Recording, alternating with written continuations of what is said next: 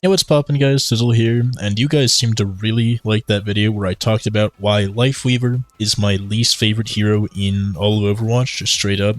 Right? Go watch that video if you want to find out why, link in the description. But now in this video, I'm going to actually cover why I don't view Moira as a problem, when a lot of people in lower elos, or just in general, I think that she might be. So I'll go queue up for game support, and I'll explain it along the way. And so Moira's abilities, for those of you who don't know, are extremely simple. You can hold... I don't think it's this by default, I think it's actually left and then right click, or sorry, left click for damage and then right click for heals, but I have mine set up for right click for damage, left click for heals. I don't remember if that's default or what. Either way, one or the other buttons, auto aim, takes life off of people. Relatively generous hitbox, but nowhere near as generous as Lifeweaver's. The left click is a bunch of group healing, can heal multiple people at the same time, actually heals a little bit after the fact, that you can see here. It has some lingering heals, not something a lot of people know. Her orb can either be healing or damage. Healing will heal your teammates, and it will slowly deplete as time goes on, and damage will damage enemies as time goes on. And if you notice, the healing has a meter, which you only regenerate either over time, as you can see now, or by damaging to help speed it up. And this didn't always used to be the case. I thought it always was, but then in one random balance patch, they made it so the damage orbs also help restore it, which I'm surprised it wasn't like that to begin with. Then her ultimate charges pretty fast. It's just like a beam that pierces through everything, can both damage and heal all at the same time. And it's all pretty simple. And her other ability is her Fade, which is a quick, 6-second cooldown that lets you jump up a little bit, jump away a little bit, go completely invisible, and just kind of get out of stuff or get into stuff, right? So get into a position to go do some funny flanking or whatever. Or, let's say these guys were enemies, kind of jump away from stuff. Right? That's the whole point of Moira's kit. I had someone in my Lifeweaver video ask me, why do you have a problem with Moira's Fade? Right, because one of the things I mentioned with Lifeweaver is I had the problem is that he could really get out of everything with how many different forms of mobility he had, right? He has his leap, his pedal, then a second leap, then a second pedal. He also has a pretty large health bar, and also I think some shield regen and the support passive. The thing with Moira is she only has one mobility tool. So if you ever see Moira Fade, you see her do this, for 6 seconds this character can be killed. And unlike Lifeweaver, who plays at sniper sight lines, like Lifeweaver could play back here and heal this tracer or whatever, Moira has to actually be pretty close, right? The healing will reach here, but if I'm even over here, and that's not going to reach this guy. Actually, it might. No, that doesn't reach this guy. When does it reach this guy? Right about here, right? See, this is about as far as you can play with Moira. I mean, you actually have to be up close, play a bit more risky, which means that when you do use your mobility options to get away, it's actually punishable. Right, it's very, very easy to punish a Moira for bad plays, and she can't just get away with everything and live forever like Lifeweaver can. That's my biggest problem fighting a Lifeweaver. And then on your team, it's generally not that bad to have a Moira. I mean, it's not that good, don't get me wrong. It's not like every time I'm seeing my two supports, I'm like, please, somebody go Moira. But if I see a Moira, it's pretty hard to go wrong with, right? She's a really easy character mechanically to play. So all of it comes down to how you decide to use her abilities, which I find rather interesting. There's a lot of characters like that. For example, Reinhardt, my favorite character probably in the game. It's just all about...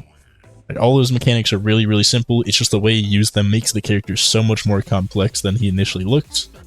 Winston, possibly my new favorite character if I get to learn his mechanics a bit better. Very similar thing, except even more kind of brain power required to do all that stuff. And I mean, that's kind of Moira, but to a lesser degree. So it's a lot more obvious what you're supposed to do with this character. You either kind of heal bot your team with your massive group healing, or you damage enemies and go on hard flanks to go kill the backline real quick with your auto aim. Or you can then focus on mobility and dodging and stuff. And you can use your relatively short cooldown Fade to kind of avoid the other half of the stuff. Right. The thing with Moira is she's not unkillable. But if I mess up on Moira, I'm gonna die. These people are going to kill me. That's what they desire to do. And that's exactly what they're going to do. Right? Her damage isn't super oppressive. Yes, if you're a Genji trying to 1v1 a Moira, you'll be dead. But if you're not a Genji trying to 1v1 a Moira and you're just something else, you'll be fine. The reason Genji's hate Moira is because she's one of the few things that can actually damage through deflect, because she is beam type damage. You can see right there, right? I know Hog's gonna hook. I know to use my dash to do it, but notice how I'm on 15 health, and if they had better aim, I would have died. And that's purely because I'd used my fade, and they knew I used my fade. They knew they could focus me out. Like right there. Does that Zen shoot me there if I'm lifeweaver? No, I have a pedal to get away. I have a second leap to get away. I have a third leap to get away. I have a fourth leap to get away.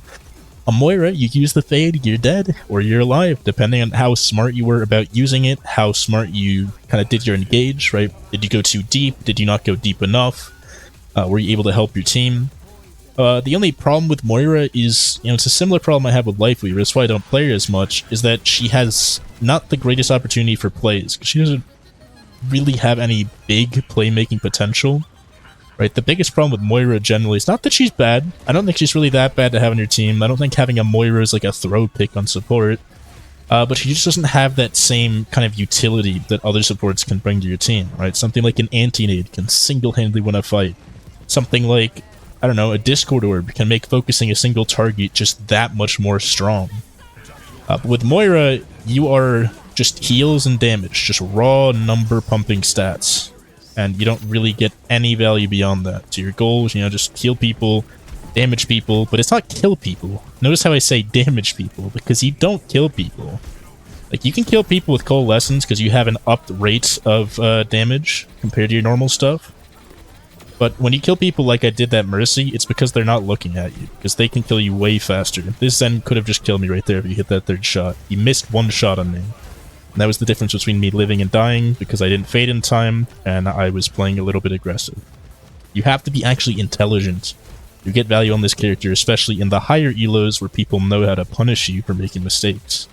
The thing is, in Silver, you could stand right in front of someone and hold right click like this, and you'll probably live because they just can't aim at all. They'll start doing outlines around your body, and obviously that's not going to do anything for them. But any other elo, you're gonna get punished for misplays, and despite her simple mechanics, and 6 seconds is a pretty short cooldown, right? That's Soldier's Helix Rocket, one of the most spammable abilities in the game. Despite her 6-second cooldown and whatnot, it is punishable. The only thing I don't like about Moira isn't really even her fault, and it's that you can fade out of your coal. I think that was a stupid change. I understand it was necessary because every other support was so juiced up that it became necessary to give Moira something like that. But I do think it's kind of dumb that the one drawback to her like Giga healed state or whatever isn't just obviously the the biggest drawback is that you can get stunned out of it like with Hook or something. But since they removed a lot of stuns from the game outside of tanks, so if you can just avoid the tank stun, you'll be fine. It's a lot easier to just use it and get away with it if you're even half conscious. The thing is, I was just fading with it because I remembered I could, because like I said, I don't play this character a lot. I didn't even remember you could do that. But yeah, that's kind of my thoughts on Moira. I don't even think there's even much more to say. Very simple character to be played, and at that same time, I don't exactly like her, which is weird, because I do like simple, yet brain complex characters like Reinhardt and Winston. I can't even really think of other characters, but those are some of my favorite heroes, Ryan and Winston, and they're mechanically simple, but mentally difficult heroes, and that's kind of where Moira falls as well. Now, the thing is, in lower elos, it's a lot more mentally easy to get some pretty guaranteed value, because it's pretty hard to miss this left click. It doesn't look like it here, but the hitbox on it is massive. Right, your right click, like I said, is auto aim. As long as you're dragging around someone, you'll do damage. And the orbs, I didn't mention, but the damage orbs, as you surely notice as I've spanned them out, are also auto aim. They'll automatically damage stuff around them, just like that, and multiple targets as well, which lets you finish off low health targets that you didn't really see, or just like really pester people that aren't even low health, but are just gonna. Oh, I went too deep. I dived too deep, but Zen got distracted with the ball, so it's a misplay on his part. If Zen doesn't get distracted with the ball there and then kind of undervalue my damage output, then I get fucked.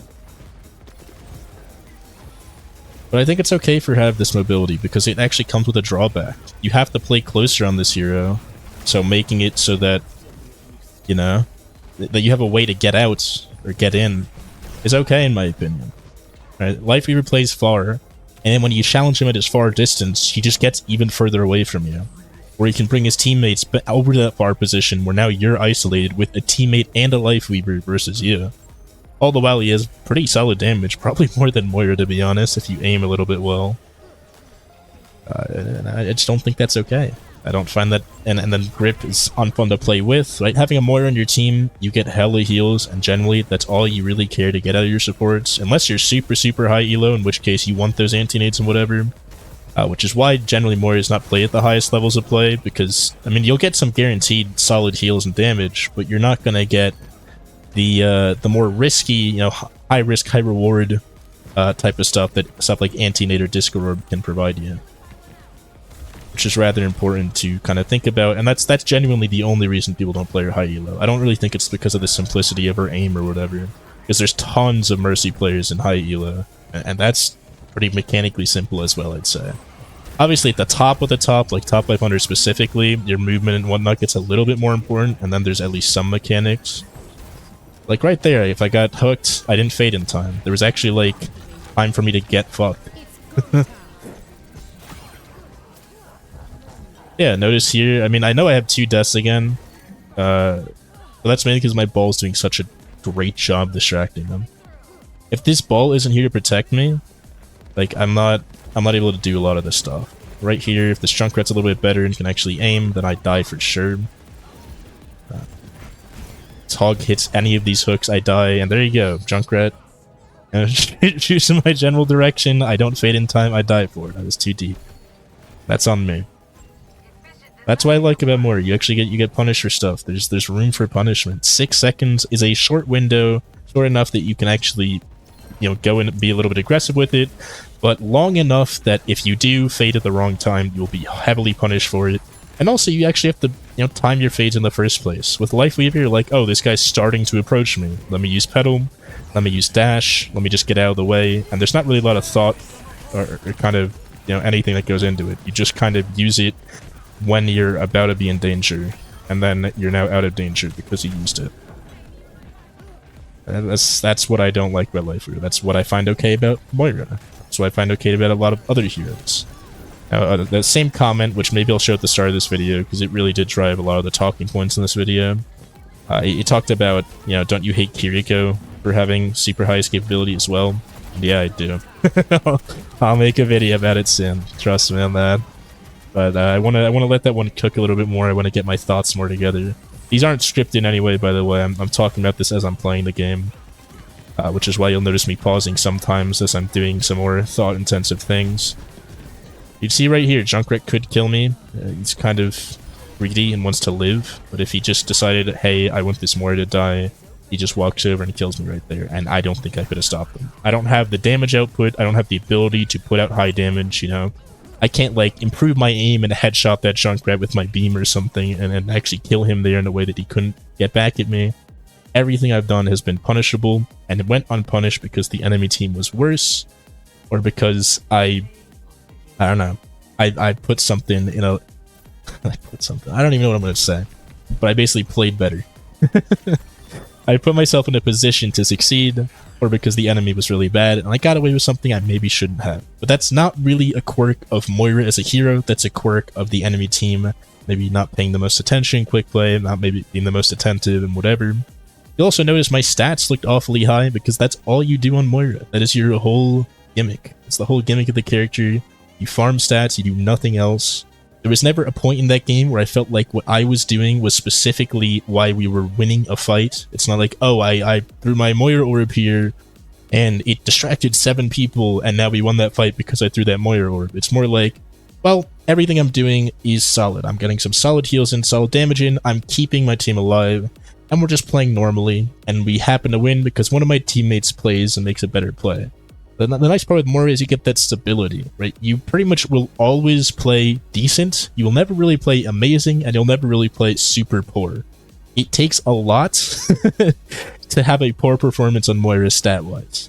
And that's one of the nicer things about it. It takes a lot to actually perform well is the problem. That's why a lot of people don't like playing her, because to get very high value on Moira, you need to 100% capitalize on every small mistake the enemy makes, all the while not messing up on your own, because the 6-second cooldown on your one and only mobility option, you know, not leap and pedal and grip all being kind of get out of jail free cards on their own, 3 combined in 1, is very bad. Moira has just fade, and if you don't have your fade when you need it, or you don't use it in the right way when you're supposed to, you'll just die. Pretty cut and dry, right? I had the same deaths as our other support, I had the same deaths as our tank, about the same deaths as our DPS, versus the game on Lifeweaver, where my DPS would have like these 7 deaths, and I'll have 1 death, maybe 2 if I'm really not paying attention. But that's kind of my thoughts on Moira. Let me know if you guys enjoy content like this. I can definitely go through every character in the roster. I've had a lot to say about the characters in this game for a long time, but I just never felt like I don't know, I never thought anyone would care to hear it. But after that Lifeweaver video, I'm a little bit more confident about just, you know, kind of saying what I think. Either way, hope y'all enjoyed. Have a great rest of your day, and goodbye.